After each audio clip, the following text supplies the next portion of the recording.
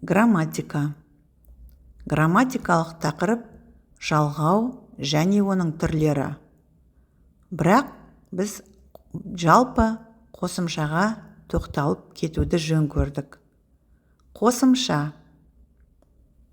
сөйлемдегі сөздерді байланыстыратын, сөздерге жаңа мағына беретін, сөздерді түрлендіретін көрсеткіш. Қосымша жұрнақтан және жалғаудан тұрады. Жұрнақ сөзге жаңа мағына береді, түрлендіреді. Сөз түрлендіруші жұрнақ. Апай, апатай, апашым, апажан, апайеке. Яғни сөздің түпкі мағынасы өзгермейді. Сөз тудырушы жұрнақ. Тіл, ш. Яғни ш жұрнағы арқылы тіл деген сөздің мағынасы тілші болып өзгерді. Сараңдық, жетіген, қызылшыл. Жалғау сөздің мағынасын өзгертпей, сөйлемдегі сөздерді байланыстырады.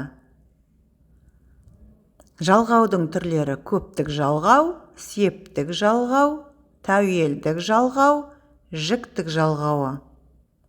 Көптік жалғаулар сөзге көптік мағына береді. Олар дар дер, тар дер, лар лер жалғаулары. Мысалы, балалар, кітаптар, қыздар. Септік жалғауы сөздерді байланыстырады. Септік жалғауларының түрлері: атау, ілік, барыс, табыс, жатыс, шығыс, көмектес септік.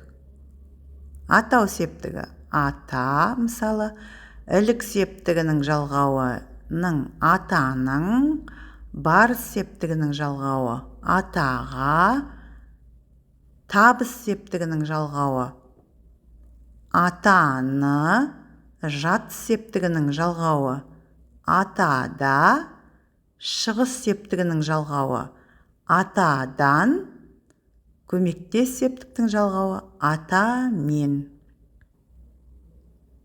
Тәуелдік жалғау меншіктік мағына туғызады.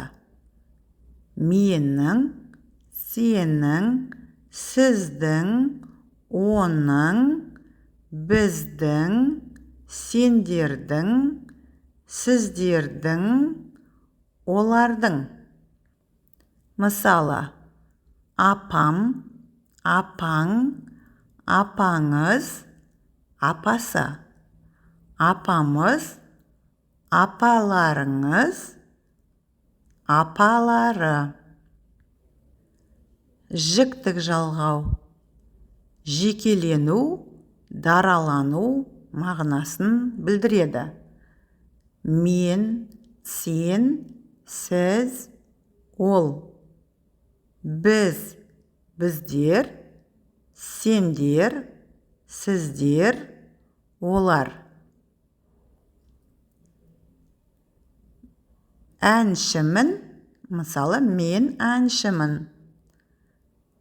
Сен әншісің, сіз әншісіз, ол әнші.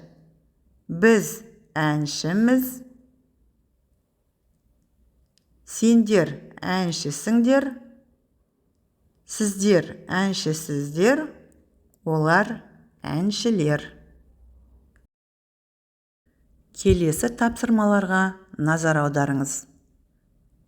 Екінші тапсырма: мәтіндегі көптік жалғаулы сөздердің астын сызып, олардың жасалу жолдарын түсіндіріңіз. Үлгі: егер сөздер дауысты және үнді р, қысқа и, у дыбыстарына аяқталса, онда лар, лер жалғаулары жалғанады. Мысалы, қазбалар, қазындылар, үйлер.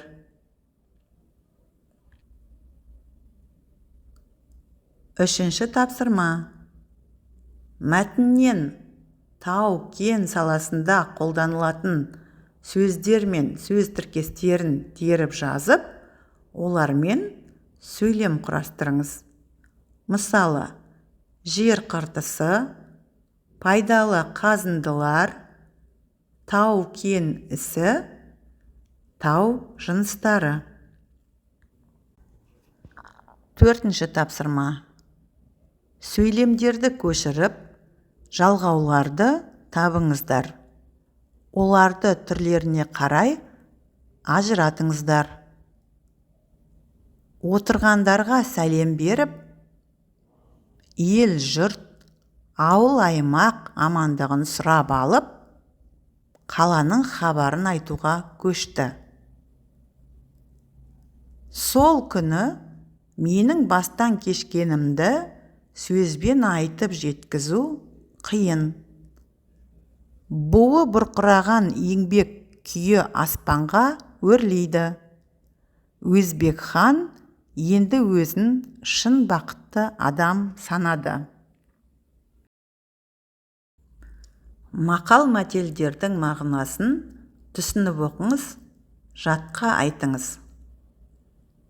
Еңбегі аздың өнбегі аз.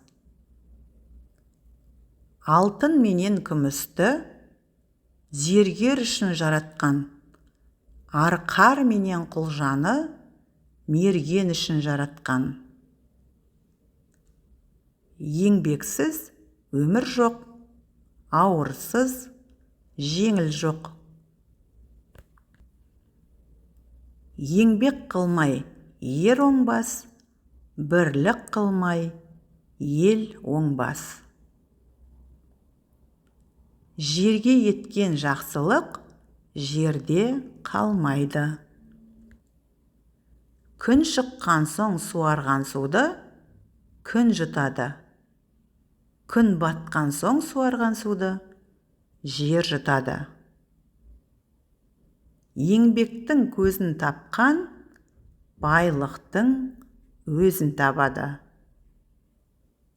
Ердің атын еңбек шығарады. Қорытынды. Келесі сұрақтарға жауап беріңіздер. Бірінші сұрақ. Бүгінгі өткен тақырыбымыз қалай аталады? Екінші сұрақ. Тау-кен ісінде ең алғаш қандай құралдар қолданылды? Үшінші сұрақ. Жер бетінен барлау жұмыстары тереңдеген сайын қандай әдістерді қолдана бастады? Төртінші сұрақ. Тау жыныстарын қопару үшін атылғыш зат ретінде не жасалды? Бесінші сұрақ. Европа елдерінде тау-кен өндірісі қай кезеңнен дами бастады? Алтыншы сұрақ. Пайдалы қазбаларды өндіруде қандай мәселе көзделуде? Жетінші сұрақ. Жер жүзінде кен өндіру қалай дамыған? Үйге тапсырма. Бірінші.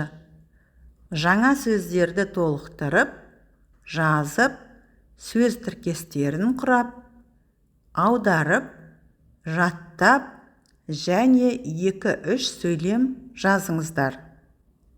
Екінші тапсырма. Мәтінді оқып, мазмұнын айтыңыздар. Үшінші тапсырма. Еңбек туралы мақал-мәтелдердің мағынасын түсініп, жатқа айтыңыз.